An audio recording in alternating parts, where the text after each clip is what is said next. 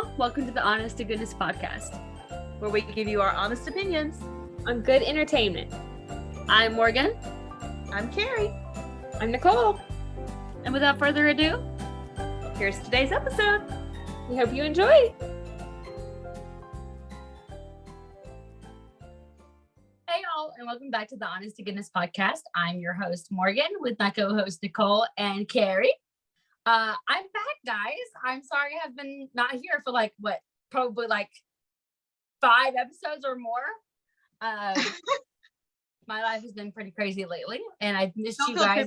We'll miss the last 2. That does make me feel a little bit better. Yeah. Thank you. I'm just kidding.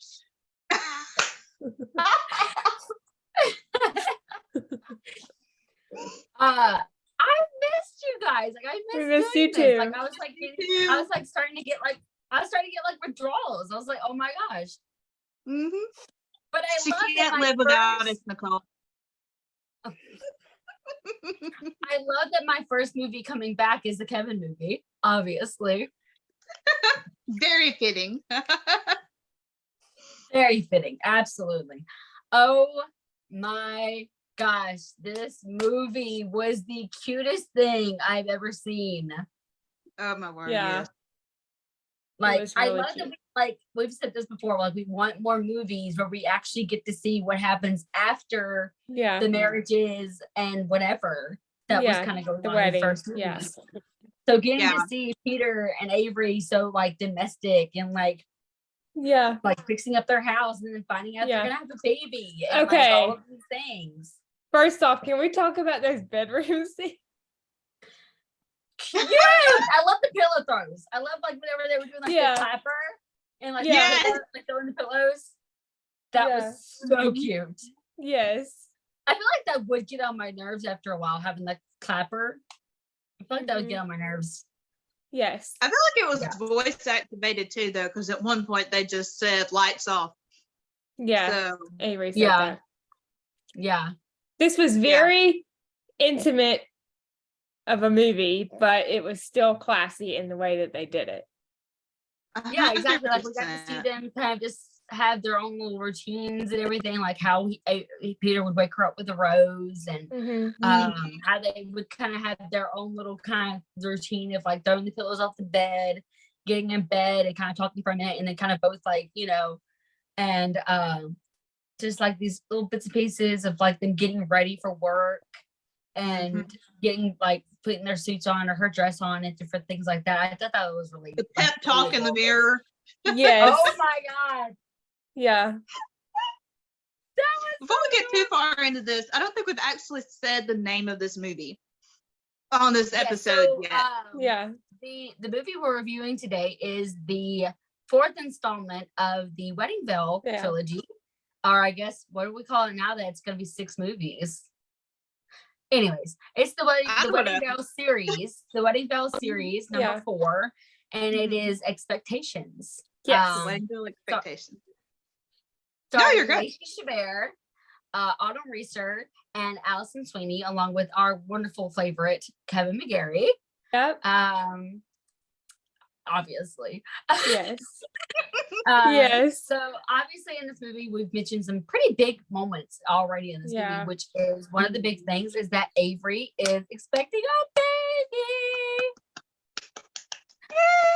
Yay. A little Kevin McGarry running around. Yes. Which we cannot wait for in real life.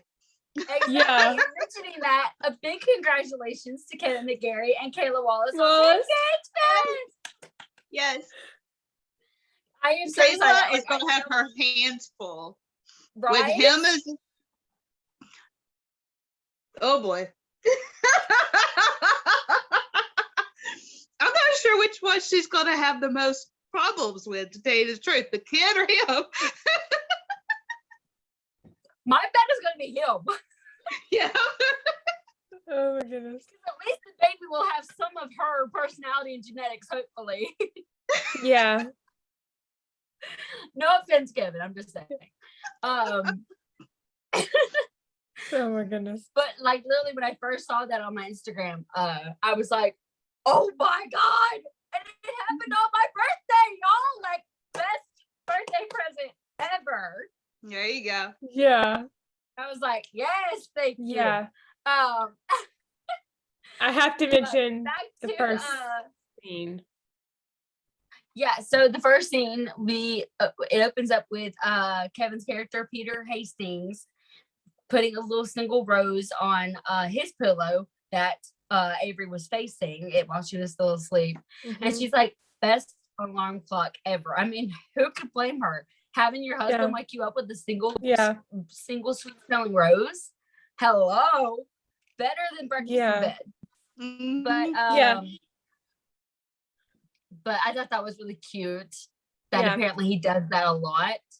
Based on like their conversations, that apparently he wakes her up that way almost every morning.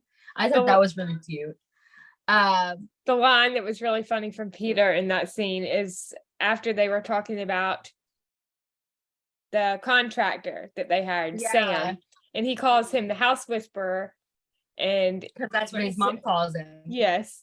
And he says, so did you leave the handsome prince for him? And Avery says, what can I say? He had me at refrigerator. I don't like this story. Oh my word. Yeah. Once again, like I said this off camera, but I love Kevin with the Boston accent. I don't know what it is, but him having a Boston accent is really good. And he actually was like, I feel like this time around he was a lot better with his Boston. It was a little bit more fuller, I guess, and not so choppy.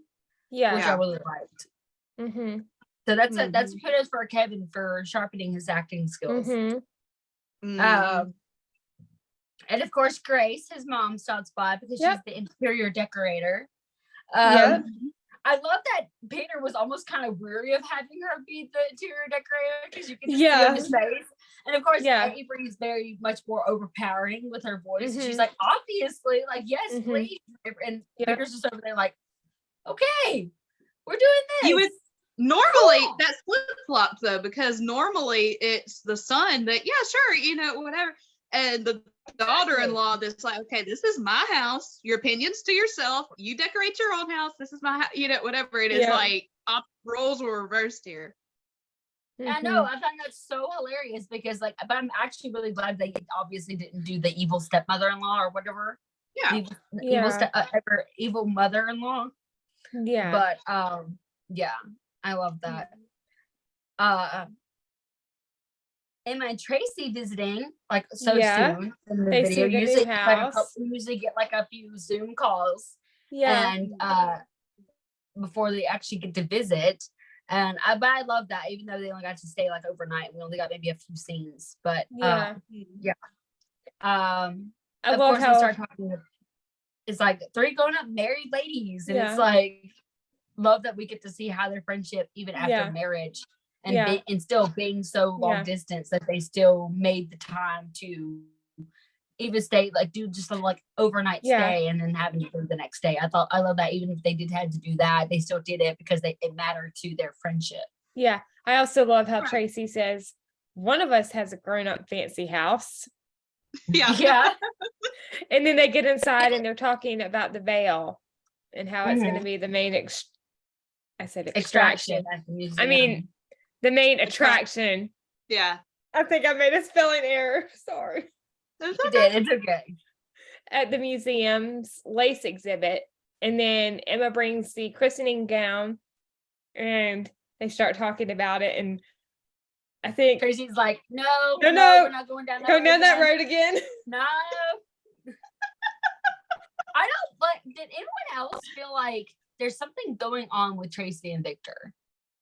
Did anyone kind of get some hints throughout her, like, because like obviously in the other movies she was always kind of against that kind of stuff, like against romance and against like the veil and its origins and all of that kind of stuff. I feel like that was kind of typical of Tracy, but I feel like this time it was different. Like it felt like there was a lot going on with her. And I don't really want to say it's affecting her marriage because we didn't really get that far into everything, obviously. But I feel like she was very stressed out this movie. Mm-hmm. Even though we were only getting like bits and pieces. So I'm kind of interested to see how everything's going and see if we get any other little nuggets in Autumn's movie. Mm-hmm. Yeah. Because she just seemed a little, I don't know, there was something about her that was a little different this movie. Like there was a different type of stress, a different type of something going on that was negative about it. Yeah. Oh man, when they're at lunch and Tracy like orders them all a glass of rosé to toast their friendship, and Avery is like, I'll just stick with water. Thank you. And was like, is there any chance that our designated driver could be pregnant? And then Tracy's like, blink twice for yes. Blink twice for yes. Yeah. But I do think it's really, I love that they kind of put in there that they kind of had not necessarily a pregnancy scare and not necessarily like a miscarriage, but like there was a false positive kind of going on, which I thought that was kind of, I love that they kind of hinted at that, because that happens just as much as a miscarriage or just as much of a pregnancy scare type situation, where it's like, it's not a pregnancy scare as in like you're not ready for it. They are ready for it and they wanted it, but it wasn't a miscarriage type situation at either. And it kind of gave them, I can see them kind of opening that conversation up, like, okay, are we ready for that? Like, do we want that? Like, are we both on board for that? Like, it would have been kind of fun to see that situation. But, and I love that whenever they took their, of course, traditional selfie, they're like, baby. Yes. Yeah, that was so cute. This scene when Avery and Lucy are at the museum and Peter stops by, Avery says, "You're on the board. What tune are you singing?" "I'm singing whatever tune my lovely wife would like me to sing." Lucy, very good answer. Yeah. I have to say, Peter had a lot of good answers. This movie. The poor guy was like biting his tongue a lot this movie. Yeah. And he didn't even know she was pregnant yet. And it was like, yeah, whatever you want, honey. Absolutely. Oh my gosh. The fact that she hid her phone when he walked in the office. Yeah. He's like, are you okay? Yeah. Yes. Just seem a little off. Nope. Sorry. I'm good. All good. Nothing to see here. This was one of the best comedic lines or scenes in the movie, and it is the phone conversation that Avery has with Emma and Tracy when she says, gosh. When Avery says, "There's another man in my life." Tracy, "What did you say?" Avery, "I think I'm in love." Tracy, "What does Peter think?" Avery, "Oh, Peter loves him too. He's the contractor we hired. He really gets the house." Tracy, "Oh, good. Your baby daddy and the other man are getting along." Oh my gosh. And can we note the fact that, like, I feel like Avery was lying there because I don't think Peter really liked the contractor at first.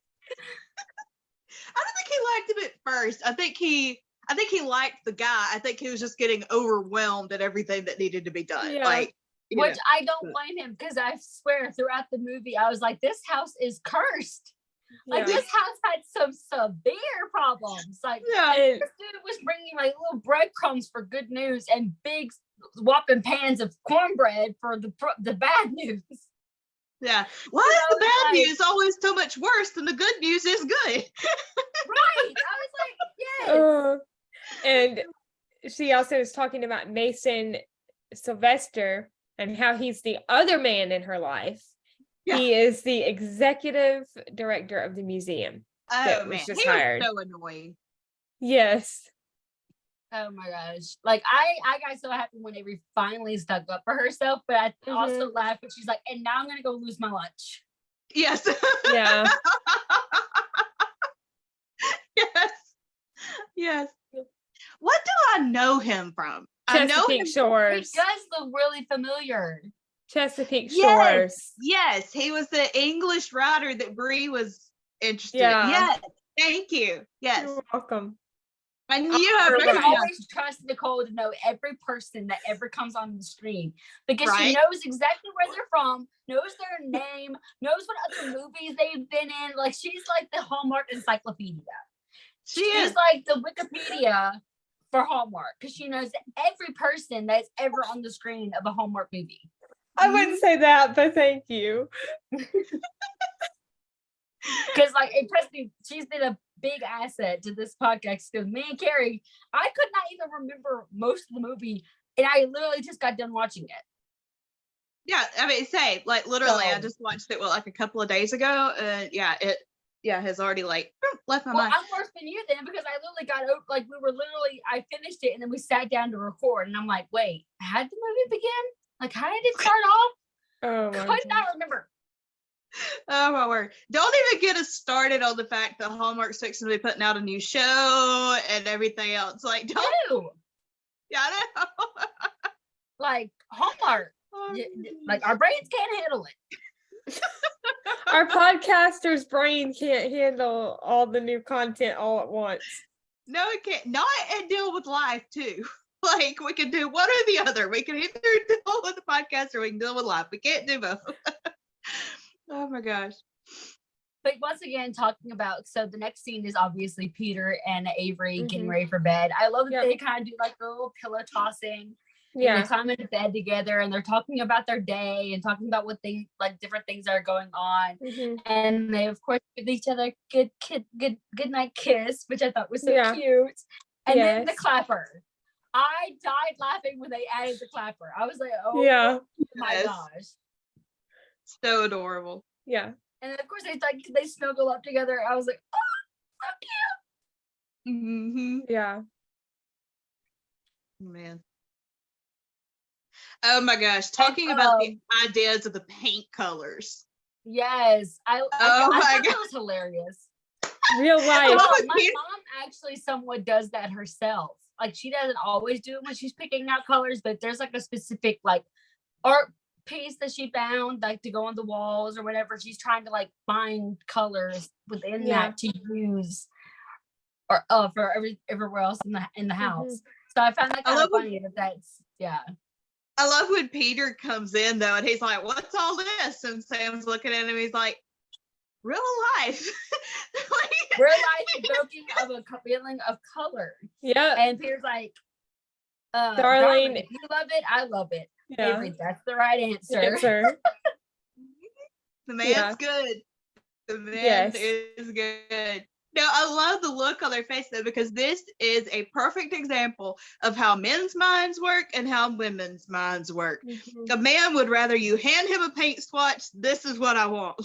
Yeah. A woman is like, no, it needs to match this. And if you can pull out that you see that green in the background? I really want to pull that out and whatever. And a man's just like, okay. Yeah. And I love that Avery does Avery is so romantic and she's all about the little details.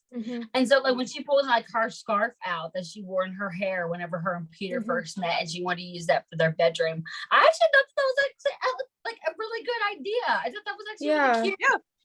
I probably would have never thought about doing that, but I thought that was so cute and so romantic, especially for like their bedroom. Yeah.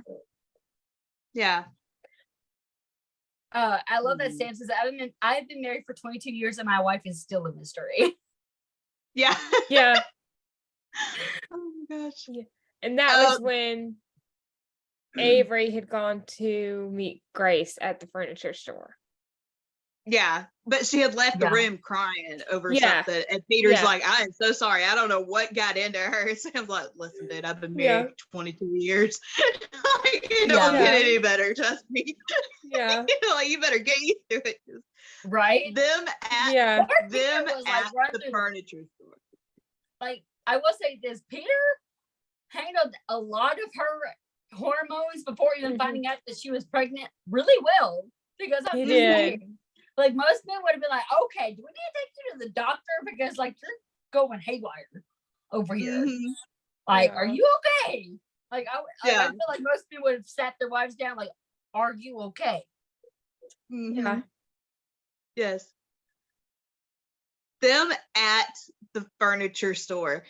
And when Avery asks, she has the veil with her, and when she asks Grace to hold on to it for a minute so she can do something. I don't remember if she walks off to take a phone call or exactly what. Yeah, she walked off for a phone call. I just knew as soon as her hands grabbed hold of that bell, I'm like, here you go. There you go. And you can see the look on Avery's face, like, oh my gosh, I did it again. Like, I wasn't even trying. No, my goodness.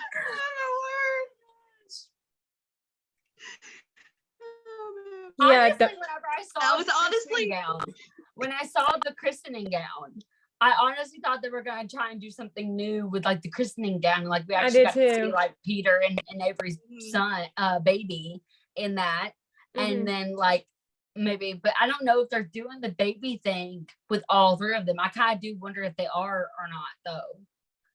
I know in the synopsis for the second one that it talks about them wanting to start a family, but with Emma's 5-year plan that she's trying to put into place, you know, that she's not sure if they're ready for that at this point or whatever. So I don't know if she'll end up pregnant by the end of the movie or not, but there is one scene that I saw in the promo for that one that makes me kind of question. It's the one where they're all excited.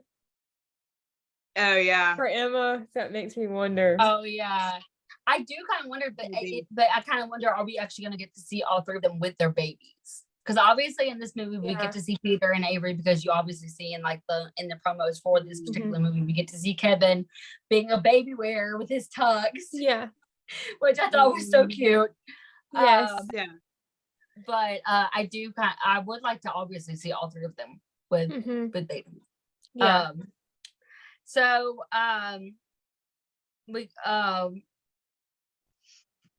They're at the store. Avery just gave Grace the wedding veil to hold while she takes a phone call, I think from Lucy, and we're like, oh, what's gonna happen here? She's holding the veil, and in walks. She's obviously looking around the store, just trying to preoccupy her mind while Avery's doing her thing, and then she locks eyes with a man, and we're like, Clark. There we go. Am I the only one that was fully expecting her to quickly hand the veil back to Avery as quickly as she could? I feel like that would have been so perfect. Like, so perfect. Such a perfect response to that. But like, here, get this thing away from me. Like this. No. Yeah, she's trying to hide magic to yourself. Don't want the magic. She's trying to hide. So Clark is apparently an old boyfriend, or actually an ex-fiance, from what I'm hearing in the conversations that she later has with Avery. But she is the man that she was engaged to before Peter's father, Daniel. Did they ever talk about what happened as far as why their last engagement? I don't think so. I will say this is the only thing I don't necessarily like that much about this movie. And don't get me wrong, I love this movie, and I love that they didn't overbear it with the other couple. But that would be kind of nice to know a little bit more about their story. Just for the sake of them, like, obviously the veil works, they get married and everything. But I kind of would have liked to have seen more scenes of the veil actually working its magic. You know what I mean? Because it's about the wedding veil. Like the trilogies are supposed to be about the wedding veil and it working its magic and how it's working its magic. Even though it's still technically doing that, because like the effects after they get married are still a part of the veil's magic. But that's the only little thing I don't like about the movie, is that we did not get to see a look more about Grace and Clark. So obviously she's like hiding behind a vase, not very good, by the way, because like he locks eyes with her like twice, and he's like,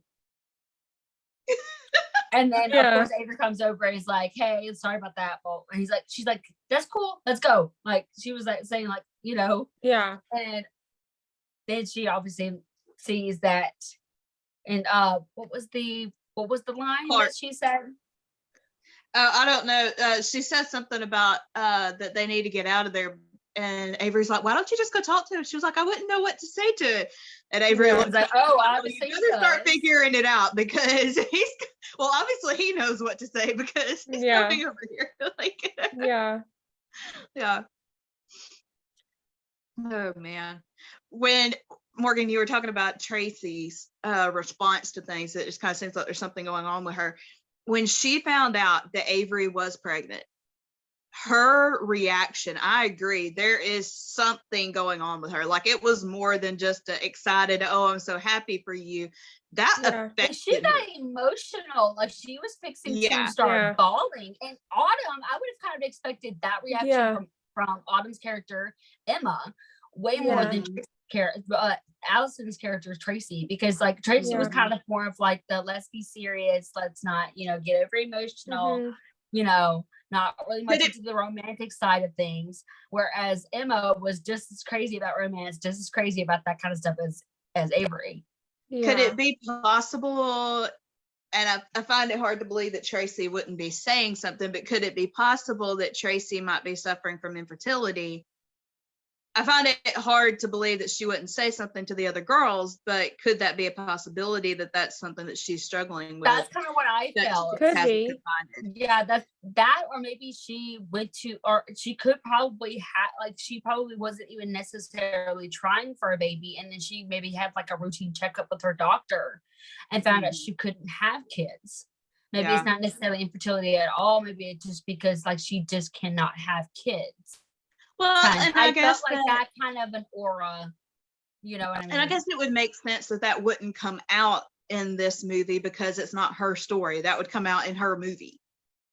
Right. It's such a serious thing. Like, obviously, they're not just going to jump from that, because they know that they're going to have a serious conversation about that if she mentions anything leading to that. Like, they're going to pull it out of her.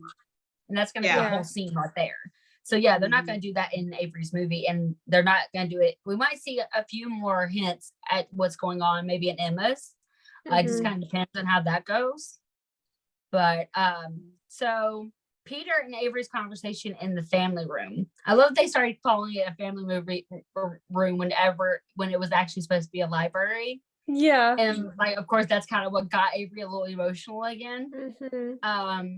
But so obviously she's finding out she's going to have a baby. She calls Tracy and Emma. They're all getting excited. They're getting emotional and all that kind of stuff. Well, now that she knows for a fact that she's pregnant, she obviously wants to tell Peter. And so she's, of course, like any woman does, they want it to be perfect. They want it to be romantic. They want to be able to have this beautiful image in their mind for the rest of their lives. The fact that she told the guy at the restaurant that the big news was that she had bought another car. That was hilarious. Like, Mario, mind your business. Like, it's between me and my husband. Like, chill out. I'll tell you after he finds out. Mario, oh my gosh. And then she ends up asking Peter later on if they can buy a minivan because that's what she told Mario. I love that she has that good conscience of like, I don't want to be a liar. Yeah, me too. I want it to be the truth. And Peter's just like, oh, why did you say it? Why couldn't you have said a Jeep? Yeah. Poor Peter already getting sunk into a minivan. It's only been one kid.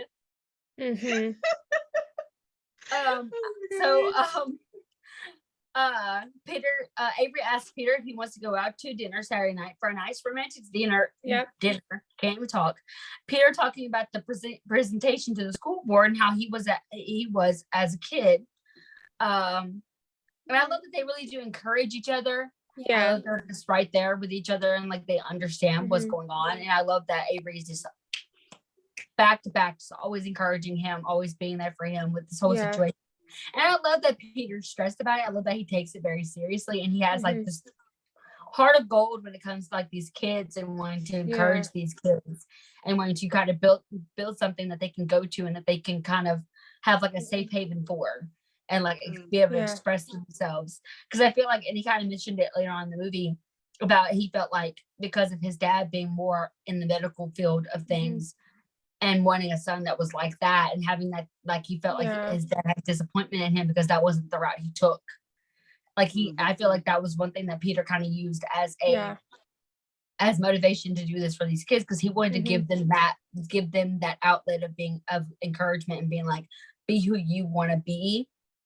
Don't let any other person tell you who to be. Like you, be able to have that access to be what they want to be and have that support that maybe he didn't necessarily have for his art, maybe outside. I can see his mom, Grace, being more supportive But I mean, that's a mom, you know, and for a guy, most of the time they want that support from their dad because they want to be like their dad. Yeah. So yeah. And I love that Avery kind of wanted to obviously reenact their first date, which I didn't really think was a date because like wasn't that more of like a meeting type situation whenever they did have their dinner at Mario's? Didn't they kind of have that conversation at the restaurant though, where they were discussing whether or not it was a date? I don't really remember. Maybe for so. sure. I need to rewatch the movie. I need to rewatch the movie. But yeah, a friend of mine has my DVD, so I can't watch it. I did love that. Peter's like, my mom was right, and like Avery was like, "What about?" He was like, "I did marry well." So sweet. So sweet. I love that. Every time Avery is around Mason and he's drinking this like caramel coffee, and he keeps putting it right in front of her. But that was later on. So the first time he like slides the coffee cup right in front of her face, and then Lucy kept like shoving it at her face. Like, "Are you sure you don't want any of this?" And she's just like barely holding on. And it's like, yeah, I was expecting Lucy. I was fully expecting Lucy because you could see the look on her face, like, what's going on? Tell. I was fully, and I also know something else. I was fully expecting her to confront her. I also kind of expected another, like, kind of, this kind of seemed like more of a blooper, or maybe we just didn't, maybe they had a scene cut, but like, they never told Lucy. Yeah. But Lucy was standing there whenever they had the conversation with Mason and like doing the congratulations and stuff like that. And like, Lucy didn't say anything. And I was expecting her to say something because it was like, because there was never a scene of her telling Lucy or Lucy finding out, or they didn't even flat out say, "I'm pregnant." He just said, "Congratulations on the order," and like she said, like, I'm hormonal and just indulge me," and that was it.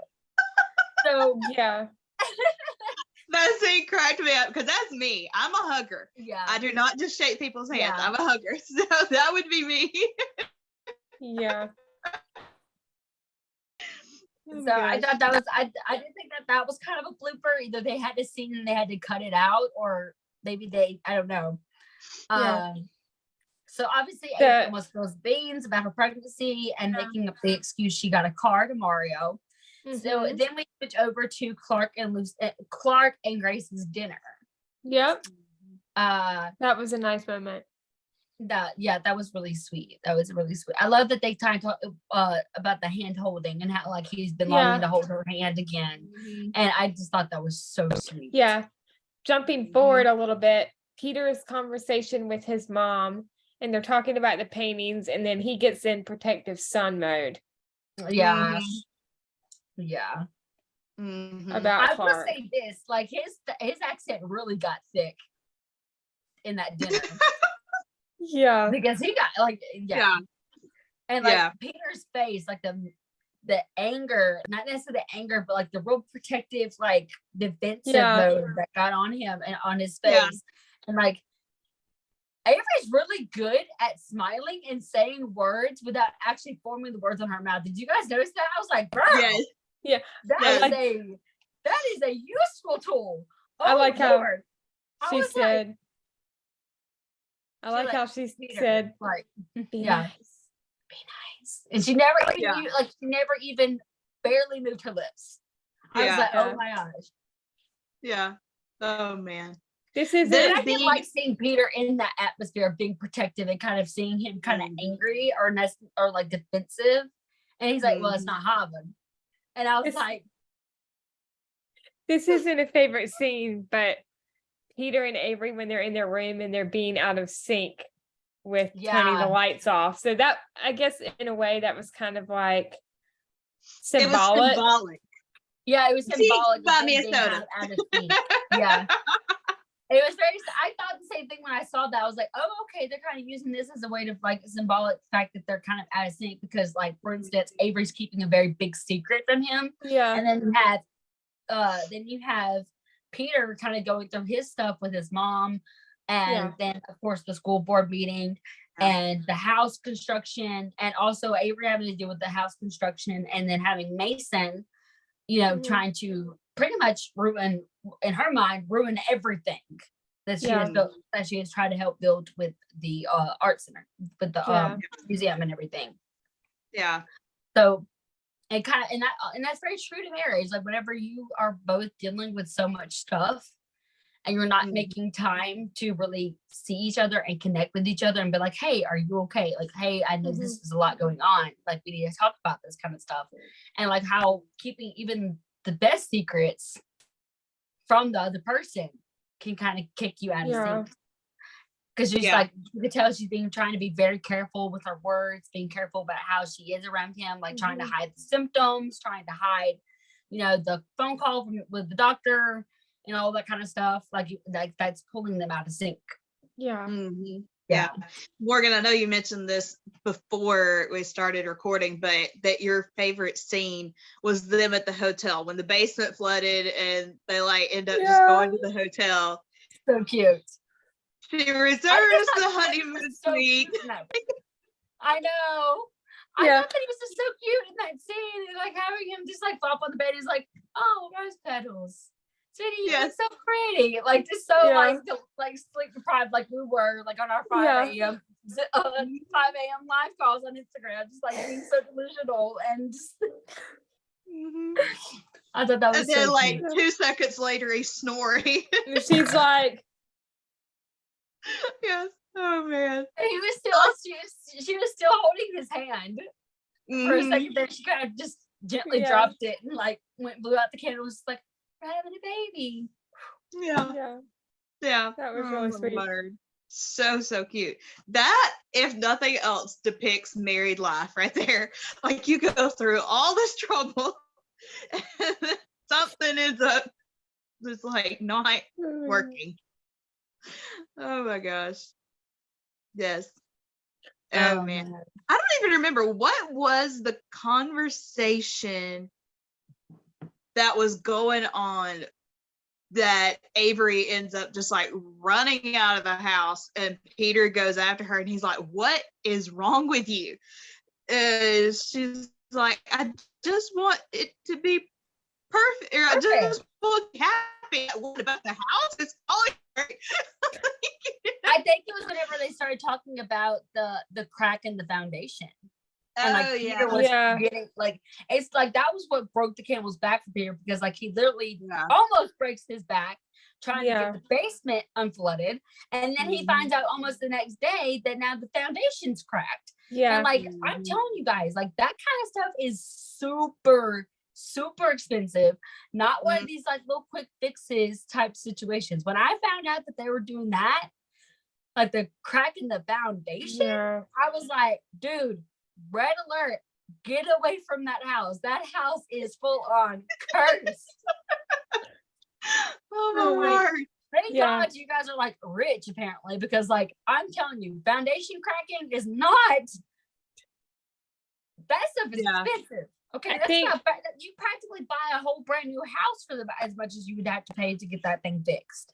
I think she was asking Peter something like, when have you ever seen the glass half, what was it, empty or full? Oh yeah, she's like, when did you start seeing the glass half empty? Empty. And he's like, no, it's not empty, it's cracked. Yeah, that's when she kind of loses. Like that's when she kind of loses it, because she's like, the whole situation is like Peter always talked about and told people like, oh, she's got these rose-colored glasses.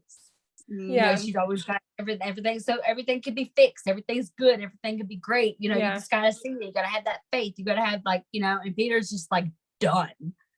Yeah. You know, he's kind of had his gut full of the house and all the projects and all that kind of stuff like that. And it kind of descends, of course, with Avery having her hormones and everything, that just kind of sends her over the edge. I think so. Him chasing her outside, and she's like, I just want you to be happy. And he's like, about what? The house? It's falling apart. And she's like, no, about the baby that will be living in the house. And he's like, what? What? You know, she's like, I've been trying to tell you I've been trying to have this perfect moment, but it just keeps getting messed up. Blah, blah, blah, blah. His whole thing's coming out, and he's just looking at her like,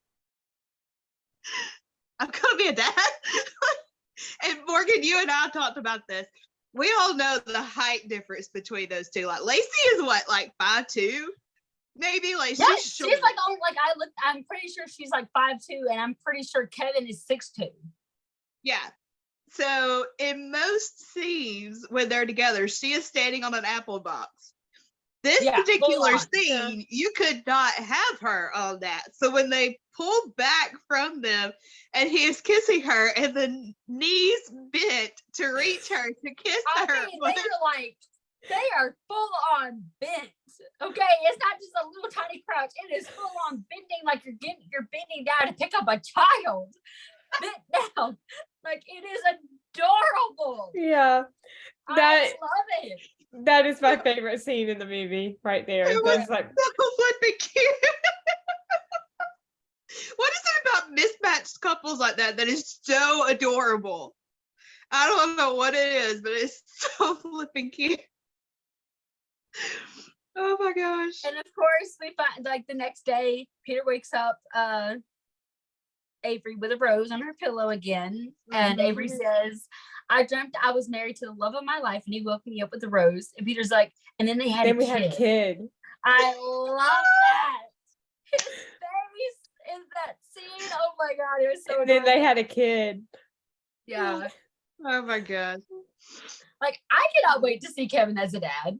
Like I know we kind of get the bits and pieces of how he would be like with the pregnancy. Like obviously he's not Peter, and he probably would exactly react to everything exactly the way that Peter would.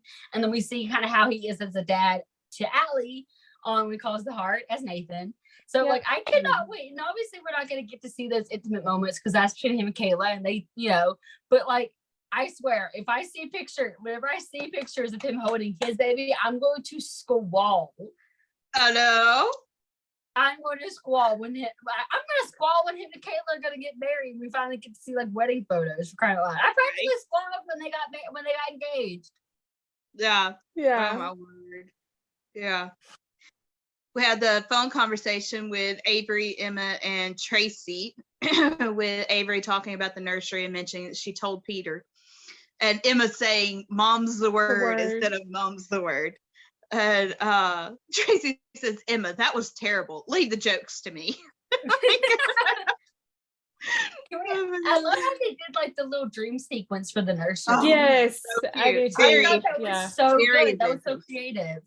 That was so creative. Yeah. I will say I found the big boat to be kind of weird to have on the wall, but that's just me. Yeah. Yeah. So Avery and Grace obviously have a conversation. They're kind of walking through the garden, and I love that they're going to plant like roses in their garden because like that's their thing. I love that. I thought that was plus like Peter won't have to go to the store all the time and buy roses. Yeah, just pick one from the garden. This was a little bit later on. They do have a conversation before that, and they're talking about how the trip went with Clark. Oh yeah. Okay, that's how I was reading it wrong then. Okay. Obviously mine and Kerri's brains are like not working at all. It's all. all right. So we have to get Nicole to do notes because like we can't, like it's just our brains are like high like they're fried. It's all right. They just don't work. It's okay. Yeah, if anybody knows where we can get replacements, let us know because our parts have like and I'm pretty sure they're out of warranty with us being like in our late 20s. Oh my god.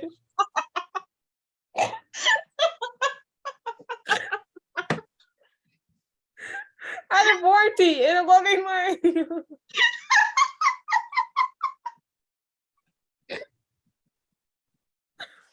My brain is fried in a loving way. Oh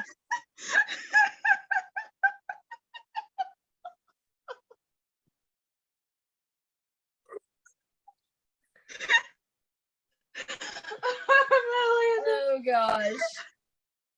Well, my dad always told me a head like mine was supposed to hurt, so I don't know.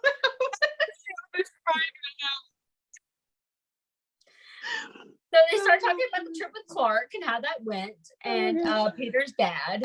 And And then Peter shows up and starts talking about the paintings and the complimenting of Peter loving the kids, which I thought was really spot on. I love how he talked about like being able to be there whenever one of his students finished her painting and seeing that glow, that joy on her face. I was like, oh, that's so sweet.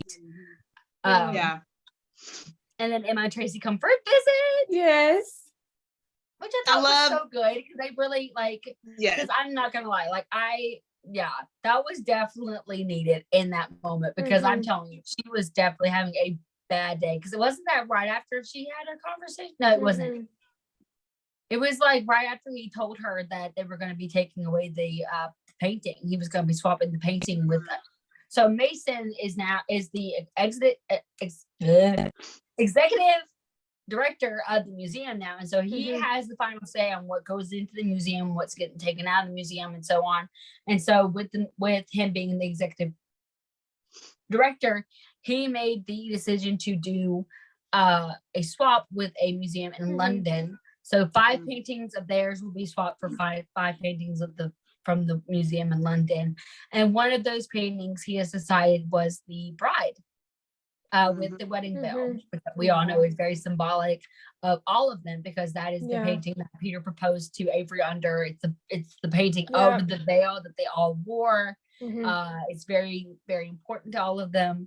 And so they come to Avery's rescue and try and kind of go to Mason and just try and help him understand and see like you're making a big mistake by choosing this painting to leave this museum. I love that they really kind of got together and did that. Can we figure out a way for the 3 of us to get to do that?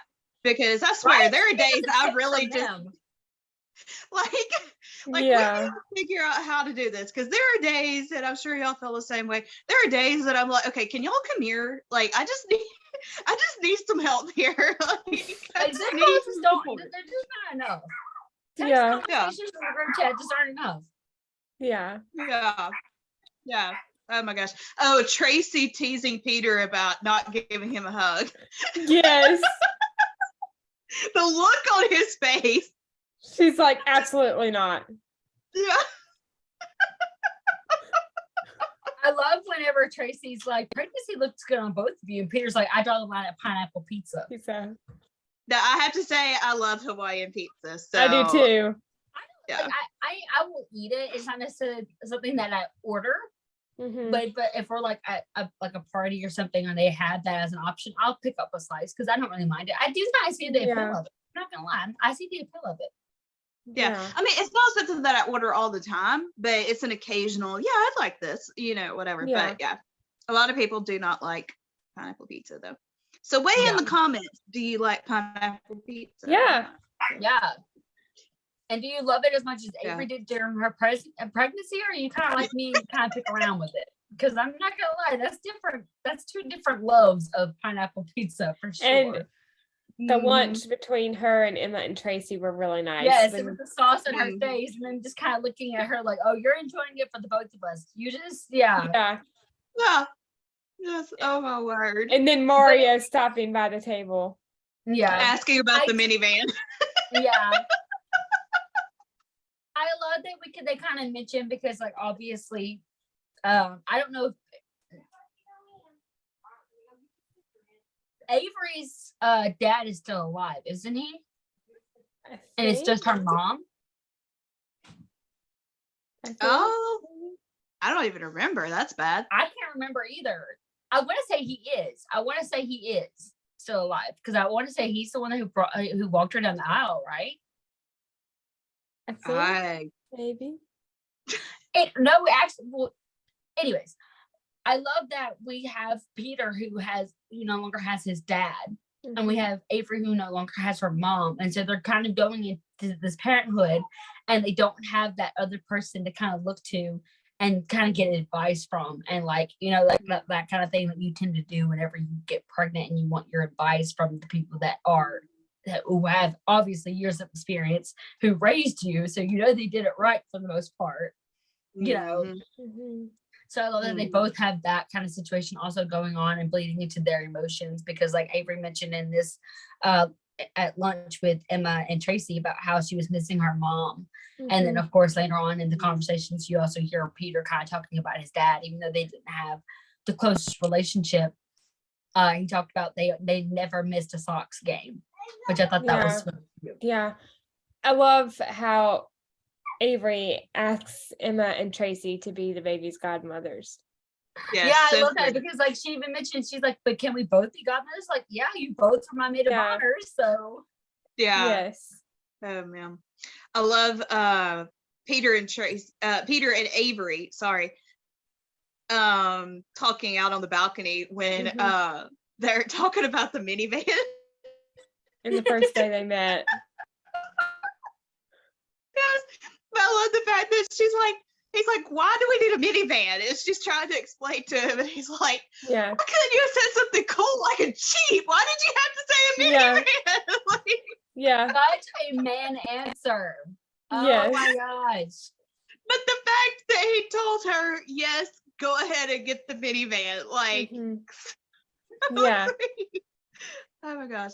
Which I feel like because didn't he like you know, they did a lot of shots of the outside of the house, and I saw like a Land Rover or something in the driveway.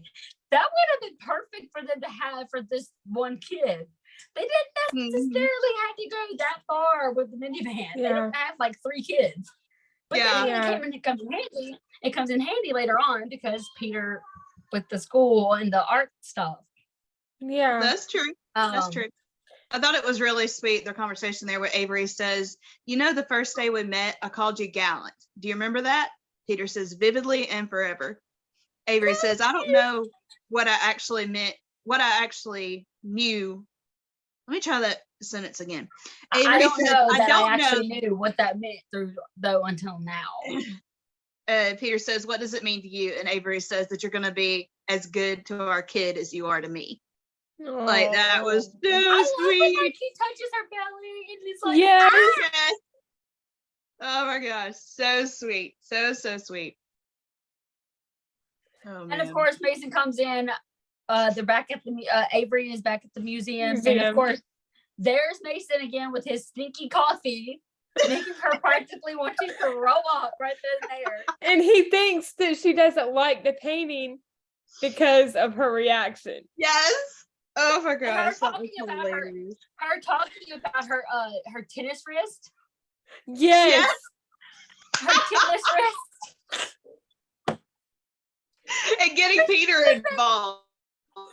Yes, like the motion sickness man, and he's like, "Oh, we should play doubles sometimes." And like whenever he's like, "I'll see you at," and Peter's like, "I'll see you on the court." He like does like the fake tennis thing, and he catches it instead of "I'll see you back."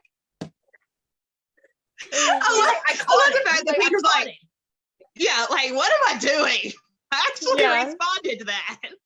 Yes. We mentioned this, I think early on, but Peter and Avery, the compliments and the pep talk in the mirror. Yeah. And like he's talking to himself, and like, and she's like, "Yeah, you be nice. That's that's the father of my child." Yes. Yeah. Yeah. That was so flippin' cute. And then that same day when they have gotten back home, they are talking about how they should make the house earthquake proof. And Avery says, I'm nesting. Peter, I'm protecting. Oh my gosh, this was like my favorite moment. Room. Yes. He's like, does the room have to be crowded? And he looks over the book. And Avery says, at least we know you're going to be good at the dad jokes, which we know Kevin McGarry is totally good at dad jokes. I had the cameo to prove it. Yeah. Yeah. We do, yeah. So they're back in the family room trying to decide what to watch on TV. Yeah. The movie was about an art heist, which I thought was really fitting. Like, yeah. I thought that, because she said something like, maybe I should just steal the Amici. Yeah, which took me to the movie. Nicole, have you ever seen the movie How to Steal a Million? No. I don't think I have either. It's Audrey Hepburn and Peter O'Toole, ironically. But I don't think there's any relation there. But anyway. No, we got to get that reference in there. I know. But her dad is actually like a forger. And so he ends up like, basically her whole family has been forgers down through the years. So they end up with a sculpture that was supposedly by some, famous artist that was actually a forged sculpture in the museum. Yeah. And so when they find out that there's going to be tests done on it, she knows that will prove it's a forgery, and that's going to turn into a whole her dad getting investigated, blah, blah, blah. So she ends up going to this guy she caught breaking into her house one night and convincing him to help her steal this statue that belongs to her family, to break into the museum and steal this statue. Yeah. It's a hilarious movie. I'll have to check it out. It also reminds me a little bit of National Treasure because yes, that's what I was gonna say too, was like them stealing, like for instance in the first movie, them stealing the Declaration of Independence and everything. Yeah. Okay, I need you to watch the new National Treasure. Y'all, if y'all have not seen the new National Treasure series on Disney Plus, I started not to watch it because I know we all love National Treasure 1 and 2. Yeah. Yes.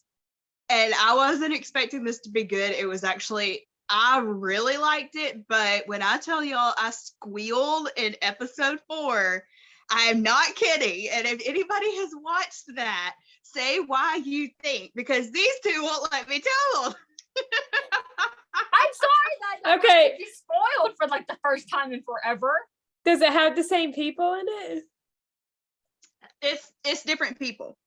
Okay. Well, yeah, it's not. Well, what I'm asking is, do any previous characters from the original movies pop up? Is that the reason why you squealed?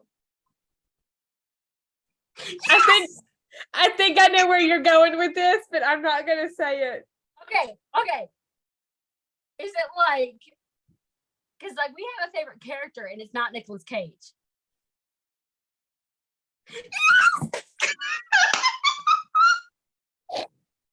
I think I may know where you're going with this. Oh yeah, I'm definitely watching it now. Definitely watching it now. I saw this character get off the plane, I literally squealed out loud. Wait, watch it now. Is it Riley? Is it Riley? Yes, it's Riley. Riley is like our favorite character out of the whole series of these movies. Yes. Like he's one of my favorite characters of all time. Period. Like I just love Riley. I also love the lady. What was her character's name? Abigail. Abigail. Yes. Thank you. Her and Ben are not seen, but they are mentioned in it. So apparently they're still together. I just love mentions too. Like I love just hearing someone talk about the characters also, just as much as I love seeing them. So that's good with me. Yeah. And I mean, there's only 5 episodes. So my guess is that there will probably be another season, maybe. Oh, I'm sure. Yeah. Hopefully we'll see.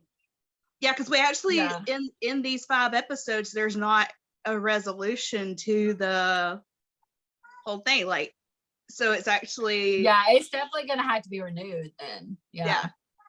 Maybe they haven't posted all the episodes yet. Maybe not. No, I don't it's know. only 5. It's 5 episodes to a season. Most of the time on for Disney Plus has pretty much done that with all of their like series, like their original like created series. Like that's what they've done to all of the Marvel ones. They were only like 5 episodes, and they would put them out like every Wednesday. I've seen a couple of the Santa Claus episodes. Yeah, I didn't watch those because to me I'm not even gonna get into that. But I'm pretty much acting like that never was created, and like the last Santa Claus movie was like the last installment. I'll just say that. But from what I understand, most of all the Disney Plus original series only have like 5 episodes a season. I think that's what we've ended up with for Mayberry Man. It was just going to be 4, but then I think they ended up writing so many new scenes that it's turned into 5. So 4 is not enough. 5 is It's barely not. enough for me. No. Like, I want more than just 5. Yeah, I can't wait to see it though. I got to see a little clip the other day and it looked so cute. I shouldn't have said that, but it was literally like 5 seconds. Like it wasn't, it was not even a full scene. It was literally like half of a conversation. It wasn't much of anything, but it was really cute. Yeah.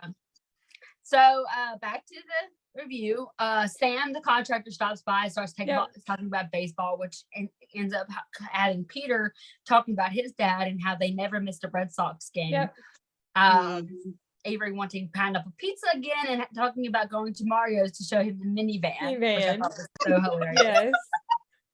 And then we cut to Grace and Clark. They're kind of strolling through a park, and that's when Grace kind of lets him down pretty easy about not wanting to continue their relationship. She feels like her heart still belongs to Daniel, which is Peter's dad, and then of course taking Peter's feelings into consideration. And I feel like a lot of it was still kind of Peter that was causing a lot of the reason why she wasn't. But at the same time, I feel like there was still a lot of her own feelings not allowing her to take that step. I think she needed some space away from him to be able to determine her feelings at that point. Right, exactly. She kind of needed a break to kind of really resonate with her feelings. Because like they just spent like a whole week or two, like 2 weeks in Martha's Vineyard together. So that's a lot of closeness. It's a lot of time together that, you can get swept up in the situation. So she breaks things off with Clark, but still wants to be friends, which then prompts her to have a conversation with Avery in their now garden. Avery mentions how she wants to plant tons of roses because that's like her and Peter's thing. Grace talking about how Daniel used to always bring her daisies. And I feel like that's kind of cute because that's something that maybe Peter saw him do for his mom. So he wants to do the same thing of his own with Avery. So I thought that was really cute. And him kind of having taking his dad's tradition, making it his own with him and Avery. I thought that was so cute. Avery telling Grace that Peter just wants what's best for her, which I think is true. I think at the same time, he even said that in one night whenever they were getting ready for bed about how they had this perfect love story. And that's kind of hard to top that kind of thing. So I feel like, that was he even kind of mentions it down further whenever they're in their room. Peter and Avery are in their room, how he talks about he's fighting for the memory of his father. That was a good kind scene. of bleeds into that situation where a lot of people start kind of whenever their parents are married, they're especially if their parent has passed away, and that's the reason, if it's not a divorce situation but it's a death situation, not wanting their parent to be replaced. Right. I loved that when Peter said, "I'm not fighting with you, I'm fighting to hold on to the memory of my father." That line was very, very powerful. And the look on his face the look on his face just kind of really touched your heart. The preview of the exhibit with on TV where Avery's talking about the painting and the veil and the legend and everything, and then they finally tell Grace that she's going to be a grandmother, but she already suspected. And then Clark shows up, and I love the fact that Peter apologized to him and was basically I shouldn't be angry at you. Just because I'm trying to hold on to the memory of my dad doesn't mean that I shouldn't be friends with you. And then I love how he tells him that, I love that Clark says, I just want your friendship. And Peter's let me earn it. I love how he wanted to earn it and not necessarily just jump in. I don't want a friendship with you just because you're marrying my mom. I want it to be like any other friendship where you earn it. And Mason finally decides that the Amici painting can stay at the museum as part of the permanent collection. Yay. Perfect response, Mason, especially when you have a pregnant lady who is very hormonal. He'll my gosh. Especially whenever you have disgusting coffee that she does not like, that she can easily poison you with.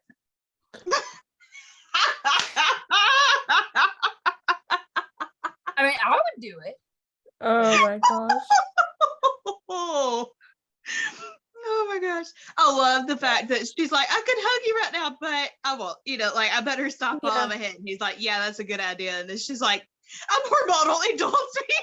Yeah. I love that so much. The scene after the exhibit opening when they are talking about kids getting a dog and they're sharing a dance. That was really sweet. I love that. Oh, it was so cute. Yeah. Like, I thought that was just so sweet that they just kind of like that, and I love that they kept having conversations about trying to make sure that they had time for themselves, that they didn't stop dating, they didn't stop having romantic moments with one another. And then him like obviously put the rose petals and the candles out, like she kind of did try and like obviously tell him about the pregnancy in the hotel. I love that. And so we skip 7 months later. Clark and Grace are getting married. She's wearing the veil. Peter's walking her down the aisle. Yeah. So cute. Just so cute. And then we obviously see that when they have a baby. Yes. Baby so Daniel. Baby Yeah. Daniel. I love that they named him after Peter's dad. Yeah. I loved that too. Oh my gosh. Yeah. Peter holding. Clark proposed to Grace underneath the painting. Yeah. Yes. That was awesome. And then Peter holding his son in the baby carrier. In a tux. Who knew you could make a tux look better? Right? Yeah. I love that the women decide for their next antiquing trip that they're going to come down to New Orleans. Yes. I need to see that. Like, I want this walking through the French Quarter and all of that. Yeah. Like, I need to see that. Yeah. Yeah. Yeah. Oh man. Next thing you know, it'll be Charleston. Right? Charleston has a lot of antique stores. Yep. But y'all, Peter and Avery doing that sit down interview, and they talk about how they first met. Yes. And talking about the cab and her calling him Gallant and the veil. And of course, the first thing that Avery notices is his accent and Kevin laughing and like practically lunging himself behind her was hilarious. She broke him. Like, and you can see that those laughs were so genuine.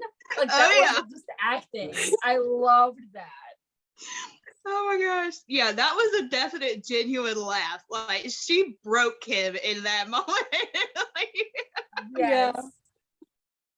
Because I feel like they probably had a lot of conversations about Kevin doing Peter's accent. I feel like that probably would have made it even funnier had we have been in on that. Yeah. Yeah. Oh my word. Such a good movie. It was. I would definitely give it 5 out of 5. Yeah. Stars. Oh yeah. 10 out of 10. 10 out of 10. Yeah. 10 out of 10. Yeah. Yeah. I mean, the only thing I did not like about it was that we didn't really see any more like Clark and Grace. Like, we didn't like hear their backstory of like why they broke off their engagement, how it was, like how they met the first time, different things like that kind of would have made their romance a little sweeter. But at the same time, I'm really glad that they didn't hone in too much on Clark and Grace, because like we all know the reason why we watched this movie was because of Peter and Avery. Yeah. Right. Yeah, I feel like the story at this point is more about the women, and the veil is part of their story than it is that the veil is the story, Yeah, exactly. Yeah. But I can't wait to see Autumn's movie. And of course, find out what's going on with Tracy and Victor. Yeah. In that movie. So I think we all love this movie. Y'all, again, you guys comment down below if you guys are a fan of pineapple pizza, if you guys want to scale from Avery's pregnancy obsession to I'll eat it if it's there. Or not at all. Whichever. Oh, a great one would be, are you Peter or are you Avery? Are you not into it or are you into it? Yeah. Yes. I also have to give a shout out to Peter Benson, who directed the movie. He did a great job. Yes, absolutely. This was so good. Like the dream sequence was out of the park. Like I love that I've never seen them kind of do that situation. So that was really cool to see. Yeah. So yeah, shout out to our amazing Kevin McGarry, who we love. Yeah. Along with like Mr. Bear. This was amazing, and I cannot wait to see the next one. Yeah, 100%. Well done to the entire casting crew. Oh yeah, absolutely. Yeah. Very, very well done. Just a curiosity question. We've got the three of us here. So if we were labeling ourselves, like you said, are we, are you Peter or are you Avery on the pineapple pizza? If we were labeling ourselves as Avery, Emma, and Tracy, who would be what? Or who would be which one? Kerri would definitely be Avery. I feel like I'm Emma. Or, well, no, actually, I feel like I'm Tracy. I feel like I'm Emma. I feel, so Kerri is Avery, I'm Tracy, and Nicole is Emma. There we go. There we go. There we go. I don't know why. Let us know if you agree with that. Just out of curiosity, let us know what you think. If you guys think differently, just let us know. But I feel like, I am very much a romantic. Like Avery, I may not be to the extent, like I feel like I'm, as far as romance goes, I'm probably more of like in between Avery and Emma. But as far as like always making jokes, always like being a little bit more like that, I feel like I'm like Tracy. Yeah, and I'm definitely a complete hopeless romantic. Oh yeah, full on Avery. Full on Avery. 100%. All right. Well, we love you guys, and we thank you guys so much for watching. We hope you guys like this movie as much as we do. And if you haven't watched the movie and we just completely spoiled it all for you, sorry, but go watch it. And we will. Now you know it's worth watching. Exactly. Yeah. If you're kind of like us and you kind of like things spoiled, we understand. But definitely go watch the movie. It was amazing. And we will see you guys next time. Bye. Bye, guys.